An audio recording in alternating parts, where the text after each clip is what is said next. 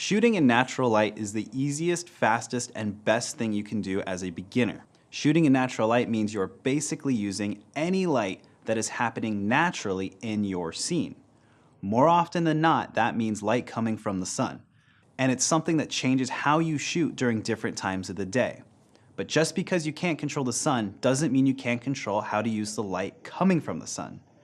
Do you want to be soft, hard, minimal, blown out? The options are endless. With every photo you take, you have to think about what the lighting you want to achieve or what the goal of your lighting is. We can use lighting to properly expose a subject, or we can use it to highlight specific areas of your composition. The pros of using natural light include its ease and simplicity. It's free to use and it's always available, unless shooting at night. Some people even prefer the look and style of using natural light versus flash photography too. Right away, using natural light will keep you focused in the moment and what you're shooting. You don't have to purchase or carry any other lighting gear. You don't have to deal with lighting settings or charge batteries. These are things that take you away from composing a beautiful image. I've always felt the more gear you have and the more variables there are, the more problems or unexpected issues can occur. This photo was taken during a wedding where I was using a lot of natural light. The ease of not having to set up a flash or wait for some artificial light allowed me to capture some really great moments between the couple. Often, journalistic event photography will rely heavily on natural light. By getting my settings correct, using your light meter in the camera to expose for faces, you can make sure to capture those specific moments. Natural light will look different depending on the weather. With a lot of clouds, the light will be more soft and create fewer harsh shadows compared to standing outside in the middle of a sunny day, directly under the sun. In these photos, I shot headshots and active photos for a Beachbody boot camp. More than anything, I got lucky that it was overcast that day. I exposed for their faces and the soft daylight took care of the rest. Without the harsh sun that was exposed over everything, it looked really nice. You can see how their faces, the ocean, the sand are all generally the same exposure. Compare these photos to this maternity session I shot where I was battling the sun as a backlight. It's a very different look. One is using the sun to highlight the subject and the other is just even lighting. It works for these photos because in the maternity session, I wanted to make it seem a little bit more magical, whereas in the beach exercise photo shoot, it was meant to be more professional and grounded for headshots, for websites, for booklets, things like that. Shooting in the early morning light or near sunset will allow results in softer light that has a beautiful warm glow to it. The time of the day is often referred to as golden hour and is the perfect time to shoot if you're trying to make your photos look magical. I tend to shoot a lot of headshots and or modeling shots during this time.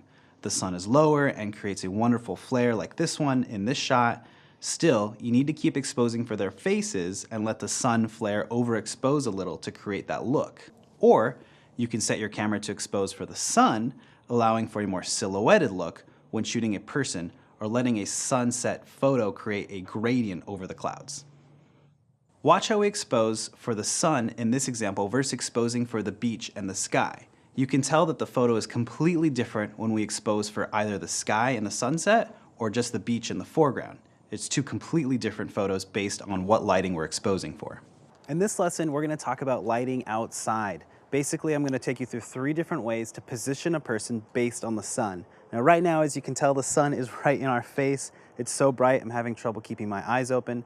We're going to go ahead and shoot Phil over here, who's also trying to keep his eyes open. So let's see if we can take a shot. So basically, in this shot, we are totally frontally lit.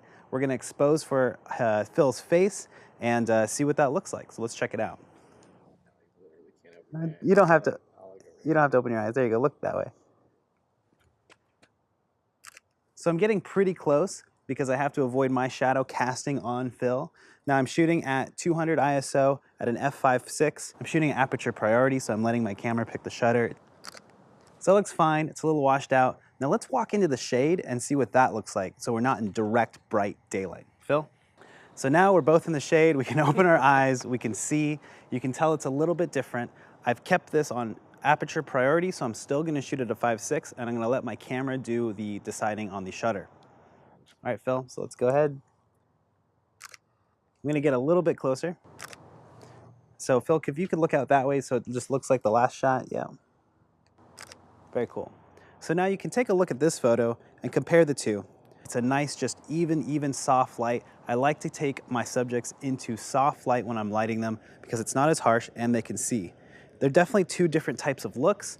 If you take a look back at the Phil shot where the light is really just blowing out right in front of his face, it's much more lit. There's harsh shadows. The background's a little bit nicer, but in this shot, it's nice, even, cool light. So now let's do something else. Let's take Phil back into the sun, but let's have the sun hit his back instead of his face. So now I've got the sun to our back, our eyes can open, and now we kind of have a rim around the back of our shoulders. You can see Phil has a nice rim around his shoulder. So let's take the same shot, same settings, aperture priority. Cool, so now check out this shot. So Phil's pose is almost exactly the same, but now you can see that there's a rim light behind him, and you can really see that there's a nice flare coming into our camera as well.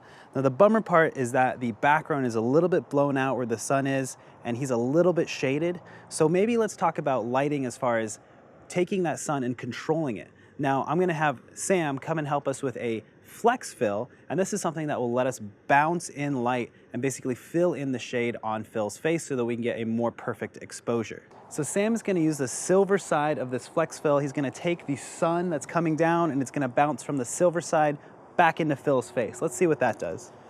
That same pose if you can.